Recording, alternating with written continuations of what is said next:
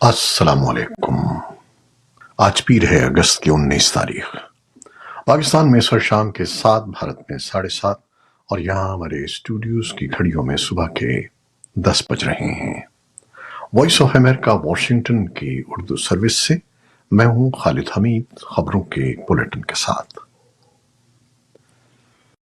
پاکستان میں بڑھتی ہوئی قیمتوں کے باعث حکومت پر شدید تنقید کے بعد برسر اقتدار جماعت مسلم لیگ نون کے قائد اور سابق وزیر اعظم نواز شریف نے 2 ماہ کے لیے ریلیف پیکج کا اعلان کیا ہے۔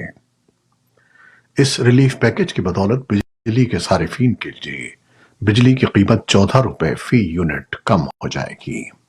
تاہم یہ ریلیف پیکج صرف صوبہ پنجاب کے لیے مخصوص ہے اور اس کا فائدہ صرف ان صارفین کو ریلیف فراہم کرے گا جو غیر محفوظ زمرے میں آتے ہیں اور جن کا استعمال 200 سے 500 یونٹس ماہانہ ہے۔ مختلف سیاسی جماعتیں اور دوسرے صوبوں کے شہری بھی اپنے لیے اسی قسم کے ریلیف پیکج کا مطالبہ کر رہے ہیں۔ تاہم ماہرین کا کہنا ہے کہ سبسڈیز ملک کے توانائی کے شعبے میں موجود گڑبڑ کو دور کرنے کا باعث نہیں بنے گی اور سبسڈیز سے صرف وقتی ریلیف ہی میسر آ سکے گا۔ پاکستان کے سابق وزیر اعظم عمران خان نے کہا ہے کہ لیفٹیننٹ جنرل ریٹائرڈ فیض حمید کا سارا ڈرامہ مجھے فوجی عدالت لے جانے کے لیے کیا جا رہا ہے۔ فیض حمید کو میرے خلاف وعدہ معاف گواہ بنانے کی کوشش کی جا رہی ہے۔ راولپنڈی کے اڈیالہ جیل میں پیر کو توشہ کیس کی سماعت کے موقع پر صحافیوں سے غیر رسمی گفتگو میں گزشتہ برس سے قید سابق وزیر اعظم عمران خان نے کہا کہ سب کو معلوم ہے کہ میرے خلاف باقی سارے کیس فارغ ہو چکے ہیں، یہ اس لیے مجھے اب ملٹری کورٹس کی طرف لے جانا چاہتے ہیں۔ عمران خان نے کہا کہ جو سازش کرتا ہے وہ جوڈیشل کمیشن کا مطالبہ نہیں کرتا۔ غیر ملکی میڈیا کی جیل تک رسائی نہ ہونے کے باعث وہاں موجود 2 مقامی صحافیوں نے وائس آف امریکہ کے نمائندے عاصم علی رانا کو اس گفتگو کی تصدیق کی۔ مزید تفصیل کے لیے ہمارے سوشل میڈیا پلیٹ فارمز پر آئیے۔ پاکستان کے نیشنل ڈیزاسٹر مینجمنٹ اتھارٹی کے مطابق مانسون کے رواں سیزن میں اب تک 195 افراد جاں بحق اور 362 زخمی ہو گئے ہیں۔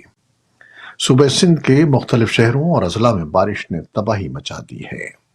سکھر میں بارش کا گزشتہ 77 سال کا ریکارڈ ٹوٹ گیا ہے، جہاں 24 گھنٹوں کے دوران 263 ملی میٹر بارش ریکارڈ کی گئی ہے۔ گلگت بلتستان میں شاہراہ قراقرم گورو کے مقام پر سیلابی ریلے کے باعث بند ہو چکی ہے، جبکہ گلگت ہنزا نگر سیکشن بھی ٹریفک کے لیے معطل ہو گیا ہے۔ خیبر پختونخوا کے درہ آدم خیل میں 11 افراد سیلابی ریلے میں بہہ گئے۔ پنجاب میں حکام نے فلیش فلڈنگ کے خطرے کا اظہار کیا ہے۔ بھارت کے وزیر اعظم نریندر مودی یوکرین کا دورہ کریں گے۔ وزارت خارجہ نے پیر کو کہا کہ روس کے ساتھ تنازع کے بعد جنگ زدہ ملک کا ان کا یہ پہلا دورہ ہے اور یہ ماسکو میں صدر ولادیمیر پوٹن سے ملاقات کے تقریباً 1 ماہ بعد ہو رہا ہے۔ وزارت خارجہ نے مزید کہا کہ وہ پولینڈ کا بھی دورہ کریں گے۔ بھارتی میڈیا نے اطلاع دی کہ مودی ممکنہ طور پر 21 سے 23 اگست تک دونوں ممالک کے دورے پر ہوں گے۔ مودی نے 8 اور 9 جولائی کو ماسکو کا دورہ کیا تھا۔ یوکرین نے بھی کہا ہے کہ وزیر اعظم مودی جمعے کے روز یوکرین کا دورہ کریں گے۔ افغانستان میں برسر اقتدار طالبان کی حکومت نے اعلان کیا ہے کہ اس نے ہمسایہ ملک ازبکستان کے ساتھ $2.5 ارب کا تجارتی اور سرمایہ کاری کا معاہدہ کیا ہے۔ طالبان حکومت کے مطابق یہ معاہدہ ازبکستان کے وزیر اعظم کے کابل کے دورے کے دوران ہفتے کو طے پایا۔ ازبک وزیر اعظم عبداللہ اریپوف اور طالبان حکومت کے نائب وزیر اعظم ملا عبدالغنی برادر تجارتی معاہدے کے موقع پر موجود تھے۔ امریکہ کے وزیر خارجہ اینٹنی بلنکن ایک بار پھر اسرائیل پہنچ گئے ہیں۔ وہ غزہ میں لگ بھگ 10 ماہ سے جاری لڑائی کے لیے جنگ بندی کی کوششوں میں 9ویں بار مشرق وسطیٰ کا دورہ کر رہے ہیں۔ وہ منگل کو مصر روانہ ہوں گے، لیکن روانگی سے قبل اسرائیل میں مذاکرات اور جنگ بندی کے حوالے سے اعلیٰ حکومتی شخصیات سے آج پیر کو ان کی ملاقاتیں ہوں گی۔ ایسوسی ایٹڈ پریس کے مطابق امریکی وزیر خارجہ کے ہمراہ سفر کرنے والے ایک اعلیٰ عہدیدار نے بتایا کہ اینٹونی بلنکن جنگ بندی کے مذاکرات کے انتہائی نازک مرحلے پر خطے کا دورہ کر رہے ہیں۔ ان کے بقول امریکی وزیر خارجہ فریقین پر دباؤ ڈالیں گے کہ وہ غزہ کے شہریوں کی مشکلات میں کمی کے لیے جلد از جلد جنگ بندی کو تسلیم کریں۔ امریکہ کے وزیر خارجہ کے تل ابیب پہنچنے سے کچھ دیر قبل اسرائیلی وزیر اعظم بنیامن نیتن یاہو نے کابینہ کے ارکان کو آگاہ کیا کہ ایسے نکات موجود ہیں جہاں اسرائیل لچک کا مظاہرہ کر سکتا ہے۔ خبر رساں ادارے رائٹر کے مطابق اسرائیلی وزیر اعظم بنیامن نیتن یاہو نے امریکی وزیر خارجہ بلنکن کے ساتھ ہونے والی ملاقات کو مثبت قرار دیا ہے۔ دوسری جانب غزہ میں اسرائیلی فوج کی کارروائیاں جاری ہیں اور مزید اموات ہوئی ہیں۔ اسرائیل کی جانب سے یہ کارروائیاں ایسے وقت میں کی گئی ہیں جب امریکہ، قطر اور مصر جلد جنگ بندی معاہدے کی کامیابی کا امکان ظاہر کر رہے ہیں۔ اسرائیلی پولیس نے پیر کو بتایا کہ تل ابیب میں ہونے والا زوردار دھماکہ ایک دہشت گردانہ حملہ تھا جس میں ایک شخص زخمی ہوا ہے اور ہائی الرٹ کر دیا گیا ہے۔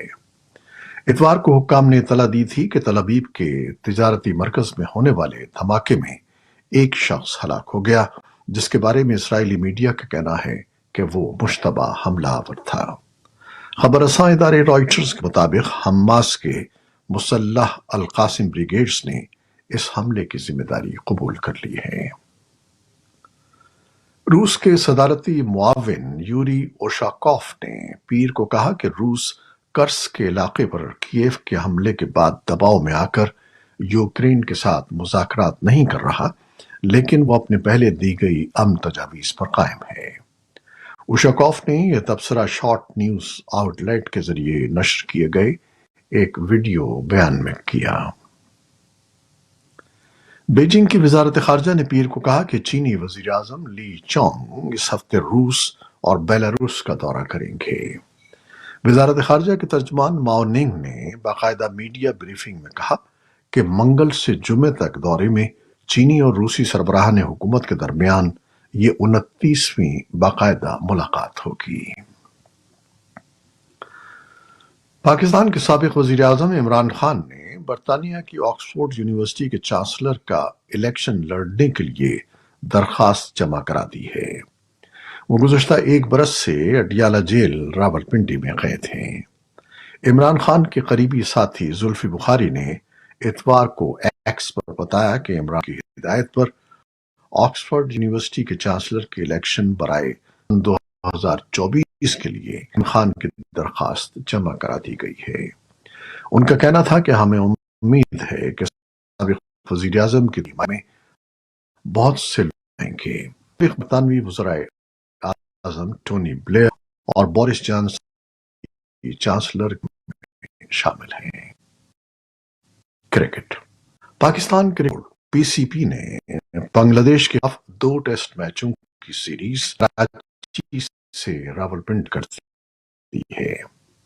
بی نے میچ منتقل کرنے کی وجہ کراچی اسٹیڈیم برس ہونے والی چیمپئن ہے۔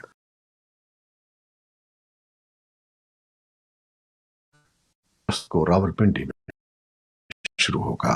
بیان میں کہا ہے کہ اس نے بنگلہ دیش کرکٹ بورڈز کیا ہے۔